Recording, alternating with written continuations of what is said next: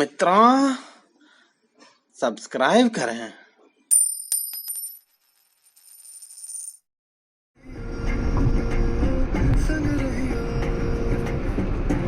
नमस्कार दोस्तों, आज हम आपको ले चल रहे हैं एक ऐसे शहर की सैर पर जहां आध्यात्मिकता, इतिहास और भव्यता तीनों एक साथ कदम मिलाकर चलते हैं। हम बात कर रहे हैं कर्नाटक की सांस्कृतिक राजधानी मैसूर की।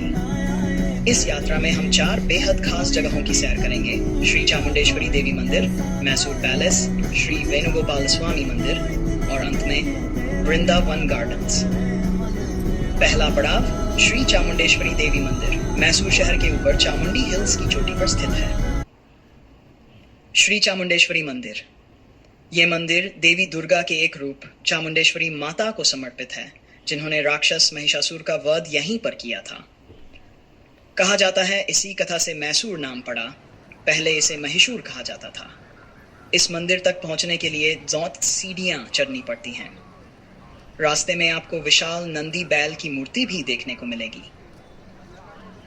मंदिर की वास्तुकला द्रविड़ शैली की है और इसका मुख्य गोपुरम यानी टॉवर बेहद भव्य और कलात्मक है। यहाँ से पूरे मैसूर शहर का दृश्य दिखाई देता है। सचमुच एक दिव्य अनुभव। दूसरा पड़ाव मैसूर पैलेस। अब चलते हैं उस महल की ओर जो मैसूर की पहचान है, अंबा विलास पैलेस, जिसे आमतौर पर मैसूर पैलेस कहा जाता है।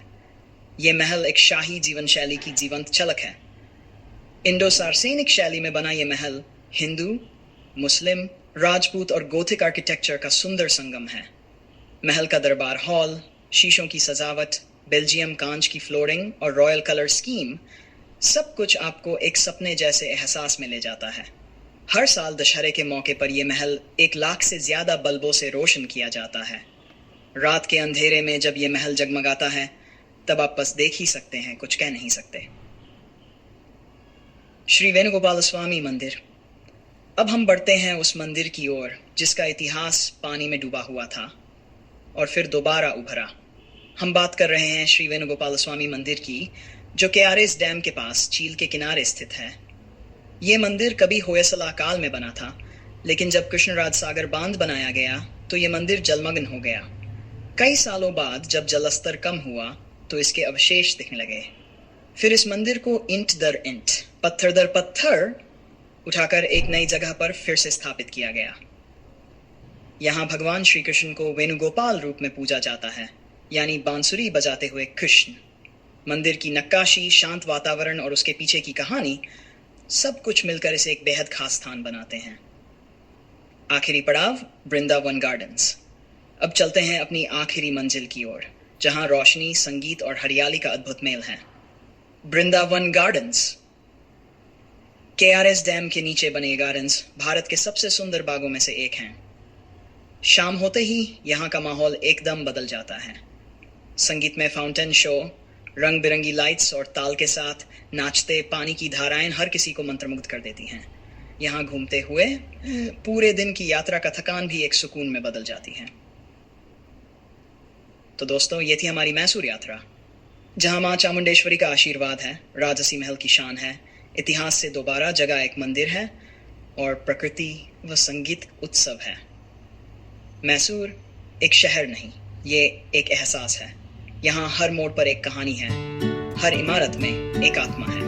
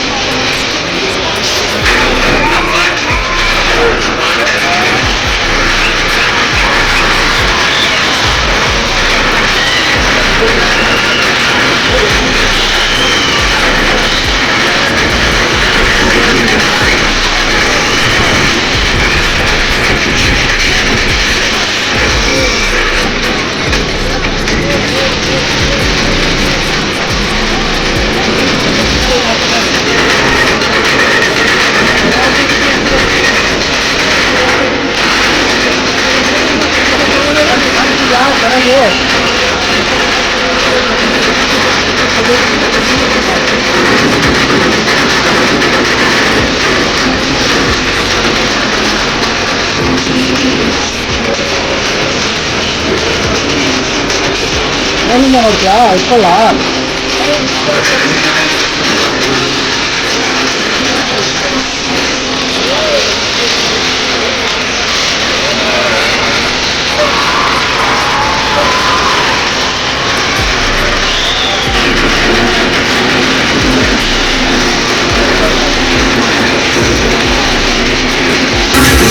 like, comment and share.